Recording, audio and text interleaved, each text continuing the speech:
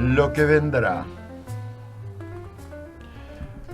Tal vez ustedes eran chiquitos, pero les cuento que allá por 1988, dos señores, Gustavo Mosquera y Alberto De Lorenzi, hicieron una película exponiendo una ciudad de Buenos Aires distópica donde se desarrolla una manifestación y un joven Hugo Soto es herido y comienza una historia que enreda la vida de tres personajes. Hugo Soto como el joven herido de bala, Charly García como el enfermero que lo cuida y Juan Leirado quien aparentemente lo hirió y quiere atar cabos sueltos, eliminando toda prueba de su delito.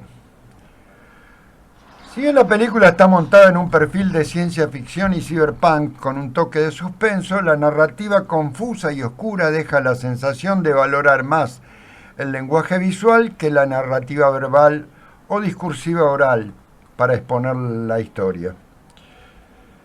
Quienes vimos esa película, sin duda que nos regocijamos por tener nuestra propia versión de Blade Runner a la Argentina, pero con un discurso críptico para esos primeros estertores de los 90, para metafóricamente reflotar la muerte de Dalmiro Flores, un delegado de la UOM denominado el primer muerto de la democracia tras la asunción de Ricardo Alfonsín.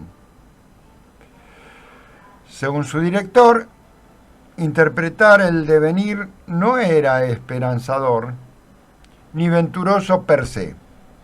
Por el contrario, hay que hacer para consolidar o cimentar para que lo que viene sea mejor.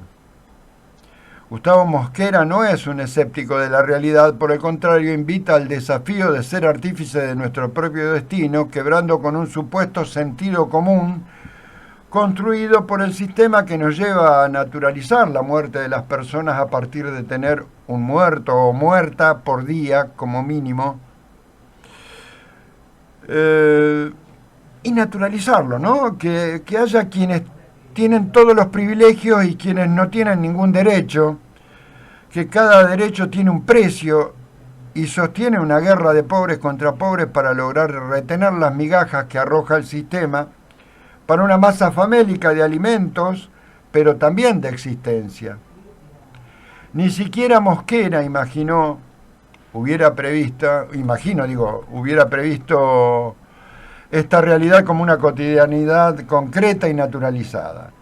La ausencia de vínculos solidarios, la caída de derechos a la salud, a la educación, a la financiación de servicios a discapacitados o jubilados. Escuchar al ministro de Salud, Lugones, manifestando que la crisis del PAMI no está dada por el gobierno nacional porque se quede con los fondos para sostener el famoso equilibrio fiscal, mientras reduce el 50% de los salarios de los médicos de cabecera y vuelve a recortar los fondos y los pagos para insumos y medicamentos. El problema son que tenemos 6.000 afiliados al PAMI que tienen más de 100 años. Bueno, entonces, por otro lado, en continuidad, Luis Toto incumple con la ley de emergencia en discapacidad, en financiamiento universitario, poniendo en riesgo la educación superior, a la vez que la educación en talleres, la alimentación de los hogares diurnos y las terapias rehabilitadoras de una franja de la población que tienen derecho a un bienestar mínimo como responsabilidad del Estado, que limita los derechos humanos a la discusión de la política vinculada a los desaparecidos durante la dictadura para instalar la teoría de los dos demonios y el negacionismo.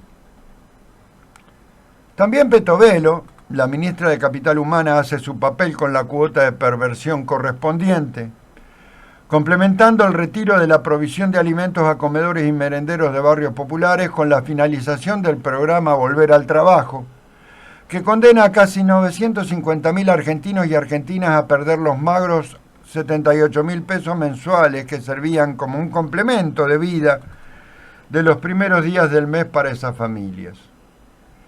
A contrapelo de esa historia, la otra cara de la moneda es las causas de corrupción variopinto que enfrenta el gobierno nacional, que si realmente tuvieran la moral como política de Estado, ya deberían renunciar muchos funcionarios, desde el presidente para abajo. Así, desde la causa Libra hasta Andis, pasando por los fondos que supuestamente comprarían alimentos que nunca se compraron en capital humano, las 15.000 toneladas de alimentos que dejaron pudrir, las cajas navideñas que igualmente se pudrieron por falta de entrega, las coimas de los laboratorios farmacológicos, el financiamiento de la Libertad Avanza que otorga licitaciones con sobreprecios a esos laboratorios, los negocios inmobiliarios que están enajenando los bienes del Estado, la derogación de la prohibición de venta de tierras incendiadas, la nueva ley de inviolabilidad de la propiedad privada que con ese nombre rimbombante oculta la intención de desalojo de sus viviendas a cientos o miles de familias que habitan barrios populares. Promueve los desalojos con juicios sumarísimos que permiten desalojos exprés. Limita las expropiaciones de tierra, quita el concepto de la utilidad social de la tierra. En tanto, ya son 11 meses los que no paran de subir la inflación, llegando en marzo a 3,4% y contraponiendo la estimación presupuestaria del gobierno nacional, que fue de 10% para todo el 2026, pero que Javier Gerardo y Toto se lo fumaron en el primer trimestre, tomando en cuenta que el acumulado de 2026 es de 9,4%.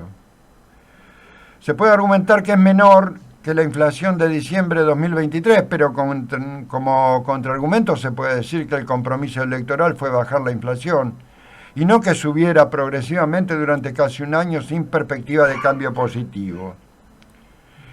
Mientras tanto, la guerra en la que Javier Gerardo, por sumisión a la política de Trump y Netanyahu, o Estados Unidos e Israel, si se quiere, nos metió por la ventana sin argumentar ningún vínculo ni nacional ni regional, provocó el aumento de los combustibles líquidos por su atadura a los precios internacionales, siendo productores de petróleo y donde no usan el argumento de vaca muerta para reducir los impuestos a esos combustibles, y que tanto castiga el consumo hogareño como industrial.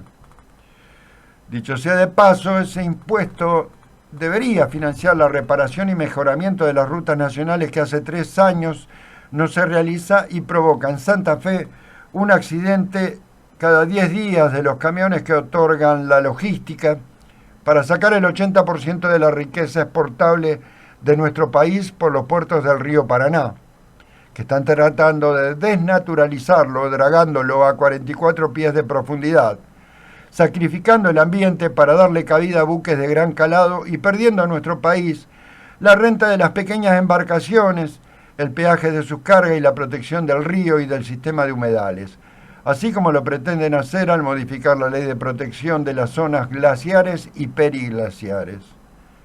Mientras tanto, siendo productores de lácteos, asistimos a la caída de la cooperativa Sancor, de la empresa Verónica, y la consecuente crisis de los tamberos que proveen a esas plantas, los trabajadores que producían la elaboración de los distintos productos y las familias afectadas por la ausencia de ingresos. Pueden argumentar que debe reconvertirse y eso puede salvar la renta de los dueños, pero ¿qué queda para los consumidores de leche fluida y otros productos que harían una dieta sana si se pudiera acceder a la compra y la regularidad del consumo? Pinta tu aldea, decía la frase literaria, y podemos decir que al menos en Rosario una familia necesitó 2.071.510 pesos para no caer en la pobreza durante el mes de marzo. Imposible de ganar, aún trabajando 2 adultos que no superarían el 1.800.000 pesos, en la media. Nuestro gobernador decidió acordar y festejar que Luis Toto le devolvió 1.200 millones de pesos para la caja de jubilaciones, aunque es un suspiro frente a los 20 billones de deuda que tiene la nación con la provincia de Santa Fe. O sea que faltan agregar 4 ceros a esa cifra para equilibrar la deuda, aunque en realidad no es de la nación con la provincia, sino con la nación con los jubilados santafesinos. En el escenario del consumo domiciliario, la carne de vaca, que es un consumo de la cultura alimentaria argentina, ha vuelto a retroceder en la mesa de las familias nacionales. Para compensar, el gobierno decidió promover el consumo de la carne de burro, ocultando que existe una ausencia en el control sanitario no solo de la carne de burro, sino también de la carne de oveja por el recorte de personal en el SENASA. Que dicho sea de paso, volvieron a rechazar carne de vaca argentina en China por falta de control. Sin embargo, con todas esas noticias, Javier Gerardo, en su mediocre representación del Gran Dictador, aquella película de Charles Chaplin como crítica del nazismo, declaró que no va a detener la motosierra en el encuentro de AmCham, que es la organización de la Cámara Empresaria y Comercial de Estados Unidos vinculada a nuestro país. Luis Toto consiguió 1.000 millones de desembolso del Fondo Monetario Internacional y 2.000 del Banco Mundial. Aunque no se ve que pueda lograrse fondear de divisas, una condición que reiteradas veces no cumplió en el gobierno nacional frente al Fondo Monetario Internacional, debido a las licitaciones de gas natural licuado, importado para este invierno, que rondarían los 1.200 millones de dólares. Costo que se incrementó por la guerra desatada por Estados Unidos e Israel en el estrecho de Hormuz, por donde debe transitar gran parte del petróleo que provee al mundo. Cabe recordar que 2025 cerró con una deuda pública bruta de nuestro país de 455.067 millones de dólares. Pero a marzo de 2026, solo en 3 meses, creció a 483.830 millones de dólares, lo que no es menor. Mientras tanto, aunque argumentan la baja de la desocupación, prometen despedir más trabajadores del Estado, pero ya existen varios cientos de miles de desocupados en el área privada.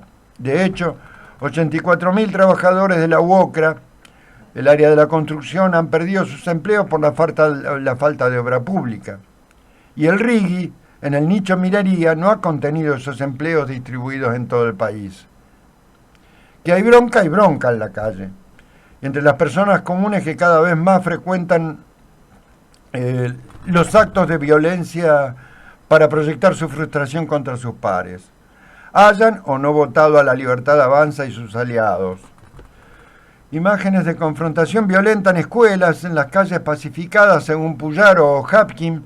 Leemos que hace 2 semanas 2 hechos de ostentación de armas de fuego en incidentes de tránsito, además de los muertos diarios que algún periodista denomina ajustes de cuenta o nuevamente, pero no hechos de inseguridad. Como si los heridos o muertos tuvieran calificación subjetiva del cronista que los escribe o del amanuense que blinda la gestión provincial, pauta mediante. Abrimos con el recuerdo de la película Lo que vendrá de 1988, mirándola en retrospectiva. Sin duda que el cierre de la película era casi profético si lo traemos a nuestros días. Aquí no ha pasado nada.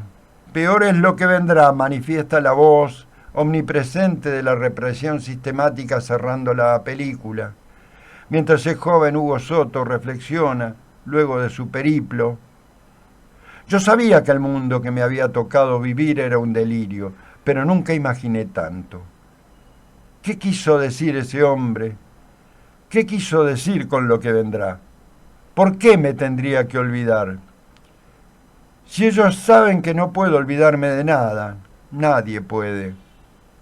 Sería como olvidarme de ella. Pero ¿dónde estaban los demás? Algo teníamos que hacer. ¿Pero qué? ¿Qué es lo que vendrá? Yo cierro diciendo: lo que vendrá será lo que sepamos hacer, todos y cada uno. Buenos días, bienvenidos. Esto es Vox Populi.